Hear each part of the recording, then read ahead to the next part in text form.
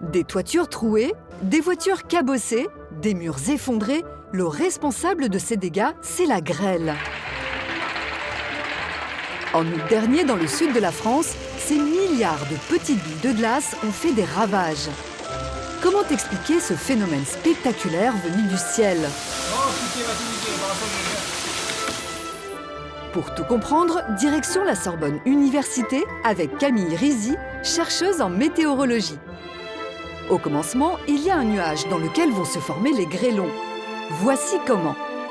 Je vais prendre de l'eau colorée en rouge que je vais déposer au fond de ce récipient d'eau. On va chauffer la surface de ce récipient en le posant sur une plaque chauffante. Dans l'air ou dans l'eau, les masses chaudes sont moins denses que les froides. Du coup, le liquide rouge, au fond, remonte naturellement sous l'effet de la chaleur. Et l'eau, plus froide au-dessus, redescend. Des courants ascendants et descendants se forment.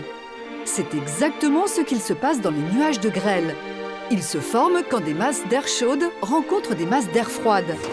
Voilà pourquoi la grêle survient plus souvent en été, comme ici en Russie, où un déluge de grêlons s'abat sur les baigneurs.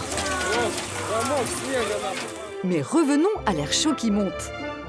Au fur et à mesure qu'il monte, la vapeur d'eau contenue dans l'air condense sous forme de gouttelettes d'eau, puis sous forme de cristaux de glace.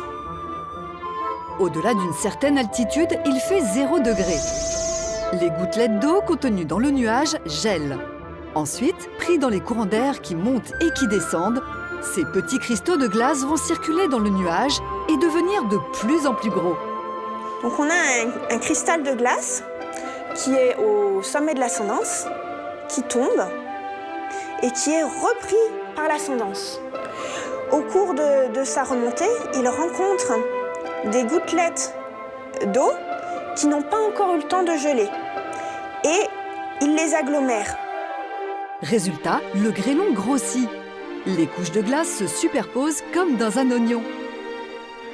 Il fait ainsi plusieurs allers-retours et lorsqu'il est vraiment trop lourd, il tombe définitivement et forme le grêlon à la surface.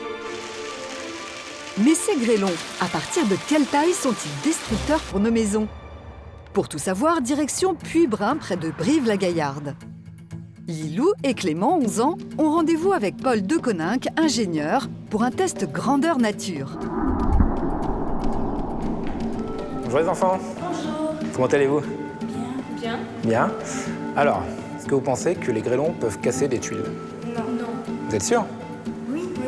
Alors, est-ce que vous connaissez ce moyen d'essai? Alors, on appelle ça un lanceur à gaz. Le lanceur à gaz, il permet de mettre en vitesse des projectiles. Pour notre premier test, les enfants vont charger un grêlon reconstitué de 2,5 cm de diamètre. Tu peux le prendre délicatement et l'enfoncer au fond du sabot. Avec un doigt, voilà. On va le charger ici dans le lanceur. Hop. Notre cible du jour, ce morceau de toiture. Allez, maintenant on tire. Direction la salle de contrôle pour le lancement. Dans la nature, d'après les calculs de nos scientifiques, un grêlon de cette taille tombe à une vitesse d'environ 65 km/h.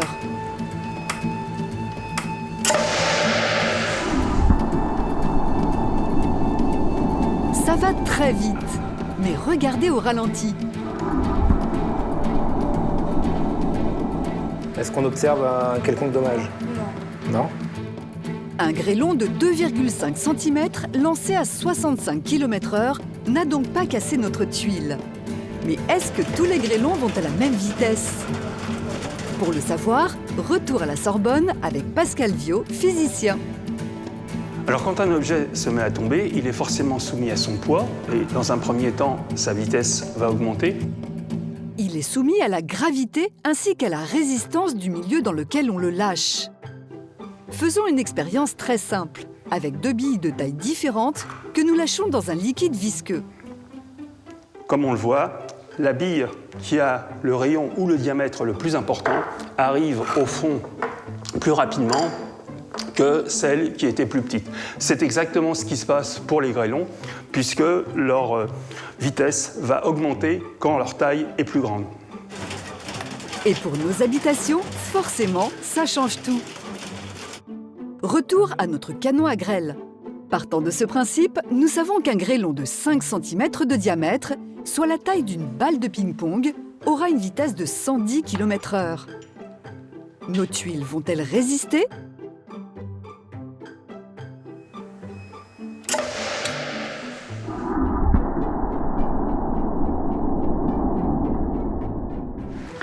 Alors, Ça fait des gros dégâts.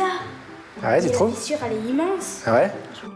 Cette fois, notre tuile s'est littéralement fendue en deux. L'énergie du grêlon a été suffisante pour la casser. En physique, on sait que l'énergie se conserve, donc c'est forcément l'objet qui se trouve à la réception qui va être obligé d'absorber cette énergie. C'est ce qu'on appelle l'énergie cinétique. Si nos voitures sont parfois cabossées, c'est parce que leur carrosserie se comporte comme cette plaque d'aluminium. Au moment de l'impact, elle se déforme et absorbe une partie de l'énergie du grêlon. En revanche, si nos toitures et nos verrières ne résistent pas au même grêlon, c'est parce qu'elles sont incapables d'absorber cette énergie, à l'image de cette plaque de verre sur laquelle notre spécialiste lâche une bille. C'est exactement comme sur notre tuile pulvérisée. Et plus le grêlon est gros, plus il fait de dégâts. Ainsi, notre grêlon de 5 cm de diamètre est 24 fois plus puissant que celui de 2,5 cm. La moralité de cette histoire, c'est que si vous assistez à une pluie de grêlon, n'allez jamais sous une verrière, mais allez dans un endroit, si possible, qui soit protégé, par exemple une toiture qui est constituée de métal. Si le plus souvent les grêlons sont trop petits pour faire des dégâts, il arrive que des grêlons de 5 cm s'abattent sur nos villes et nos campagnes et dévastent tout. Notamment, comme on le voit sur cette carte en rouge, dans le sud et le sud-ouest, en raison de leur climat. Mais ce n'est rien comparé à ce grêlon tombé en 2010 aux États-Unis. Il détient le record mondial avec un diamètre de 8 pouces, soit 20 cm, la taille d'une assiette à dessert. À ce jour, le seul moyen simple et efficace pour se protéger de la grêle, ce sont ces filets anti-grêle. Mais pour les maisons, des chercheurs en Allemagne ont mis au point des tuiles super résistantes. Vous l'avez compris, quand le ciel se met en colère et que ces petites boules de glace s'abattent sur nous, il n'y a pas grand-chose à faire à part s'abriter.